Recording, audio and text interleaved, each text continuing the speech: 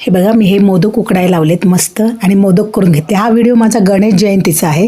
गणेश जयंतीला असे छान मी उकडीचे मोदक केले होते देवाला नैवेद्य दाखवण्याकरता. त्याच्याकरता मी एक भांडं पाणी घेतलं. ते उकळल्यावर त्याच्यामध्ये 1 चमचा तूप, थोडंसं मीठ चिमूटभर आणि 2 चमचे दूध असं घालून त्याच्यामध्ये एक भांडं तांदळाचं पीठ घालून उकड काढून घेतली आणि नंतर 15 मिनिटांनी असे छान मी अगदी छान एकदम तुकतुकूत होईपर्यंत नंतर त्याच्या पोळपाटावर पाऱ्या केल्या. मी लाटूनच करते मोदक, कारण का लवकर होतात म्हणून मी लाटूनच करते, छान होतात.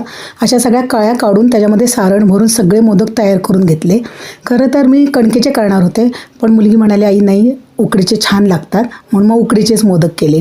असे सगळे मोदक तयार करून घेतले. त्याच्यामध्ये मी एक करंजी केली, कारण का असं म्हणतात की मोदक केले की करंजी करावी, करंज्या केल्या की एखादा मोदक करावा, छान असतं शकून.